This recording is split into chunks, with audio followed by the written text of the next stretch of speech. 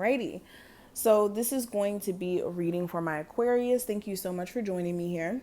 We're going to get straight into it. Today we're going to be looking at the general energy around you, but we're going to be using my astrology deck. So the reading should be a lot more detailed. So if you're interested, stay around to hear what I have to say. And also make sure you subscribe if you would like to see more of my content. And if you want a personal session, that information will be listed below. All right, Aquarius, what's the general energy around them?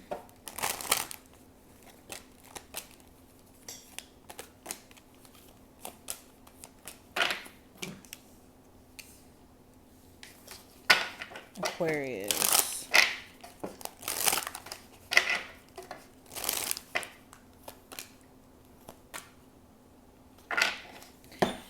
So let's go ahead and talk about this energy. So the first card I want to discuss is the water element. And this is represented by Cancer, Pisces, and Scorpios. That's the zodiac signs, of course, that represent that.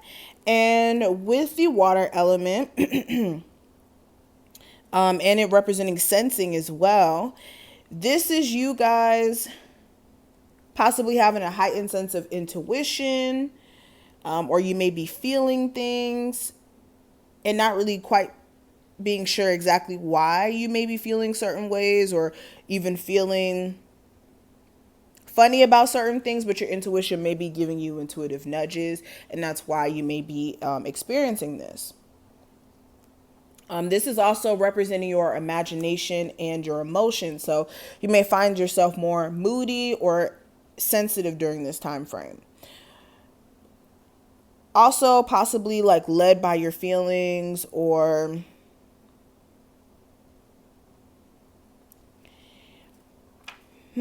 just feeling more, like I said, emotional during this time frame.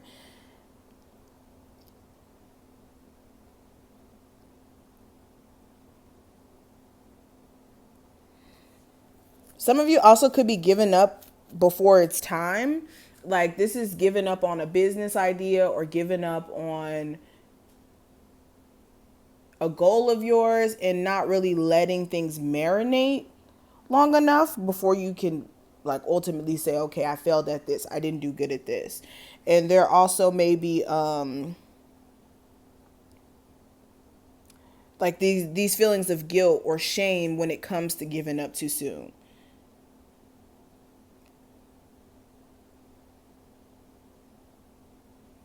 This is also you needing to nourish yourself more in terms of like healthy eating habits, yes, but also nourishing yourself in terms of acknowledging your personal emotions and not like pushing it below the surface or acting as if they're not important, especially if your emotions are being impeded on by other people. Now, the next card I want to address is the Lunar Eclipse card, and it's with change. Now, this card, of course, we all know that eclipses represent some sort of changes in our lives. But with this eclipse, this is bringing some sort of shakeup or dramatic shift. Okay, this is usually like unexpected in a sense, but it's always for your best interest. It's not like the universe playing a cruel joke on you or something like that and just shaking things up just because. And this change is on purpose. This is like to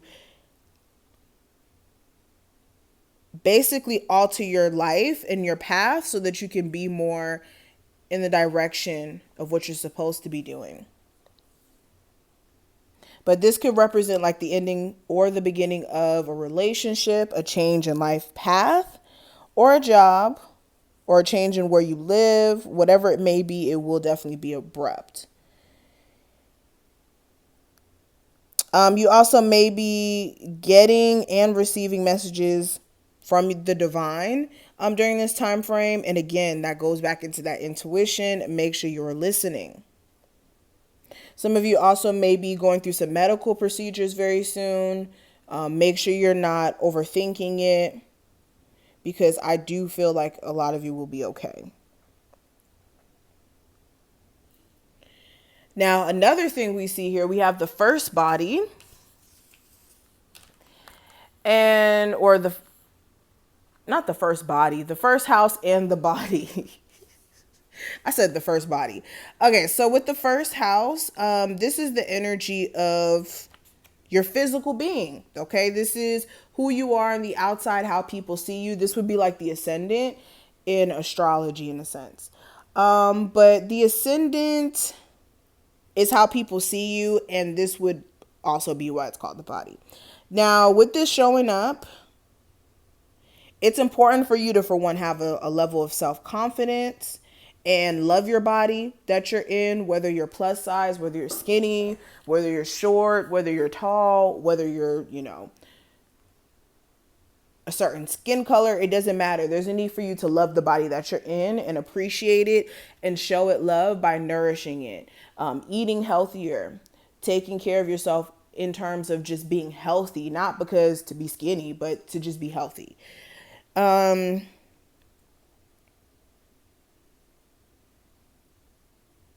This is also being your own leader, not following behind other people, because you guys definitely have a unique style and a unique way of going about things, and you need to be that leader. This is also making sure that your blood pressure is in order. If you have like issues with your blood pressure, really keep a close look at that. Maybe developing like more of a healthy regimen.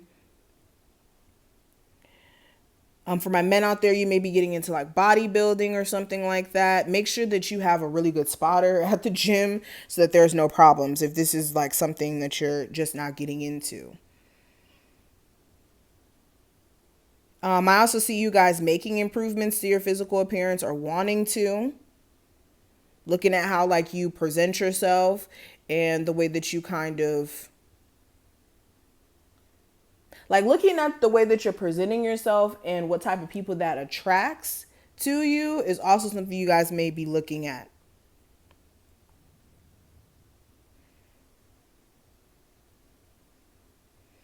You guys also may have like different range of emotions coming up. Like you may shift between getting upset and feeling excited like randomly. Okay, and that just may be some internal stuff that you have going on. But looking beyond that, we do have the Grand Cross here. And this is that provoker energy. Now, the Grand Cross is something that's not really talked about in astrology for some reason. There's a couple of things in astrology that we don't really talk about because it's not that common or I guess important. But the Grand Cross is like basically an area of tension or like, like tension. And it's usually like something to like invoke movement or change. That's like the best way I can put it into explanation. It's basically like a square, like the grand square. That's what they also call it. This could be a square, like if you know anything about aspects or like how the aspects play out, a square would be like an opposition or something that needs to be work through. Like a square would be like tension in the chart. So where you need to work through certain stressful situations to learn a lesson and to master that energy better. I hope I put that into like explanation the best way I could. But anyways, this energy is represented by like frustration. So you might find yourself a little frustrated at times. This is the energy of being overwhelmed, having to balance things out. Some of you could be feeling like you're not ready to act or move on something. This is you needing to also keep your eye on the prize or make sure you're not suffering from like a sense of identity crisis and second guessing yourself in a sense. This is like also looking at self-worth and you taking initiative, This is also looking at poverty and your relationship to finances. Like, Are you someone who's always felt like you were going to be in poverty for the rest of your life, or do you feel like you can beat that? And if so, what can you do? This is feeling misunderstood or feeling like a victim to a circumstance. And this is an emphasis on you needing to possibly take some time for healing too. But looking at the last card, we do have the Neptune energy, and this is the energy of sacrifice. So with this, this is looking at illusions that you guys may be allowing yourself to believe. This is like people presenting things to be one way and it totally being a different way. And you having to see beyond the veil. This is also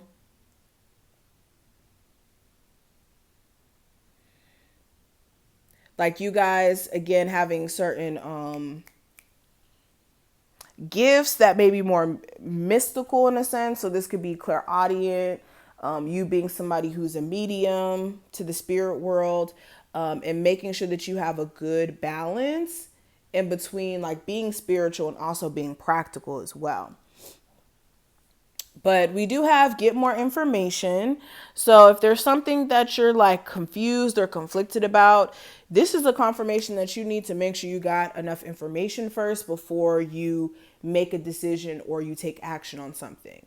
So if you think your person's cheating on you, you need to wait till more information comes out before you just go off on them and assume that they're cheating on you.